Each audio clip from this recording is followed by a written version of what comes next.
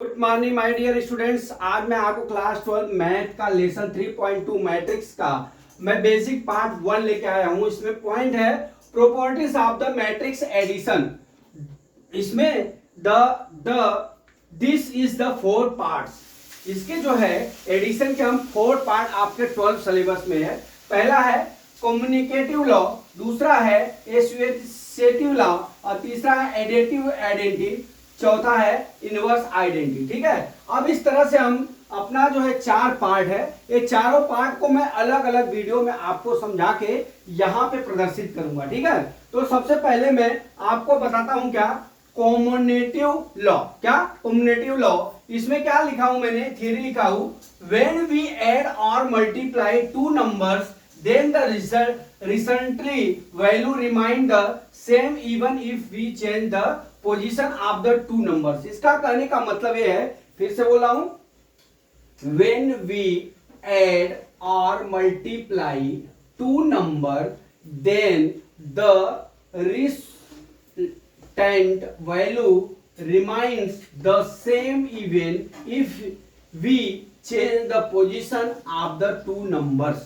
मतलब इसका कहना मतलब यह है कि हम जब दो नंबर को अगर हम उनके पोजीशन को हम चेंज करते हैं तो उसकी वैल्यू सेम आनी चाहिए। अगर वो सेम वैल्यू आती है तो that is the communicative law. ठीक है, अभी मैं आपको दिखाता हूं। जैसे मान लीजिए हमारा a plus B is equal to B plus A है। ठीक है, और फिर क्या कर रहा है, एक तो ऐड करने के लिए बोला, एक मल्टीप्लाई। ठीक है, a into B is equal to B into A होगा। ठीक है, ये हो गया, ये है कम्युनिकेटिव लॉ। अब मैं इसको मैथमेटिक्स से आपको समझा रहा हूं। मान लीजिए हमारा capital A is equal to कितना दिया हुआ है 5 और capital B is equal to मान लीजिए हमारा 7 दिया है। ठीक है, इतना दिया हुआ है। अब इसको हमको पहला पोजीशन है, ये सेकेंड पोजीशन है। अब हमको जब भी a का मान 5 रखेंगे, यहां पे देख लीजिए 5 प्लस 7। ठीक है, अब मैं क्या कर रहा हूं, 7 का पोजीशन बदल दे रहा हूं और 5 का पोजीशन बदल दे रहा हूं। तो यहां प्लस 7 प्लस 5 लिख लिया। अब यहां पे क्या करेंगे, मैंने यहां क्या किया, चेंज द पोजीशन।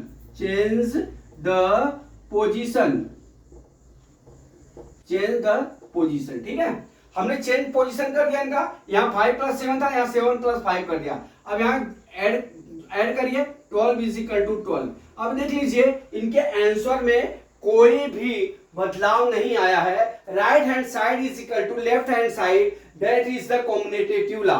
ठीक है, कम्युनिकेटिव लॉ आपको जो है एडिशन और मल्टीप्लिकेशन पे आपको जो है लागू होता है। मैं यहां पे करके दिखाता हूं, ये हो गया। ठीक है, अब सेकेंड पार्ट में चलते हैं।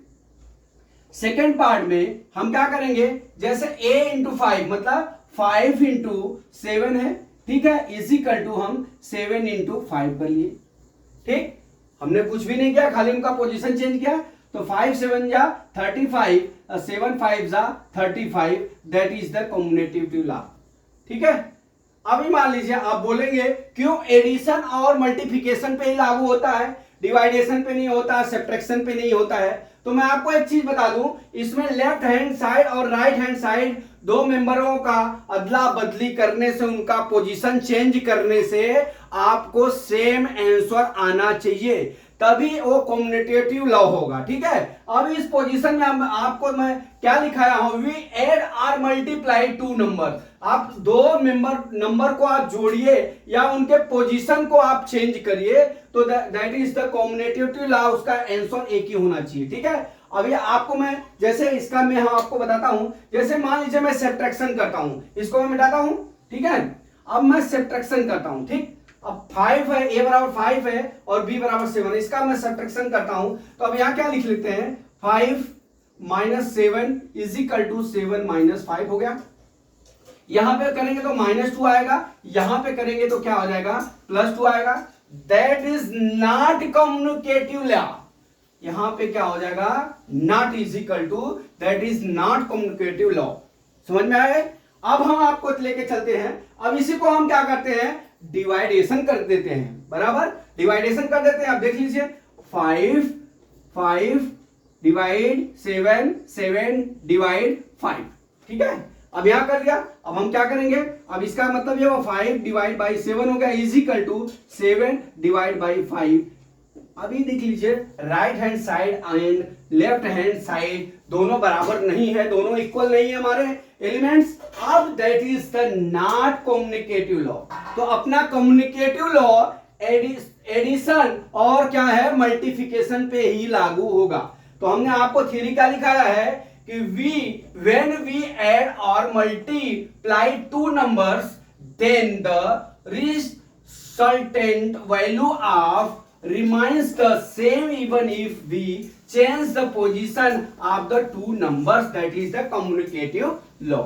तो my dear students, मैं ये समझता हूं कि आपको जो है कम्युनिकेटिव लॉ आपको समझ में आ गया होगा। ठीक है, अब हम अगले वीडियो में आपको मैं दूसरा एसोसिएटिव लॉ लेके आ रहा हूं। तो अगले वीडियो का वेट करते हैं। जय मां सरस्वती, जय भारत माता, जय जवान, जय किसान।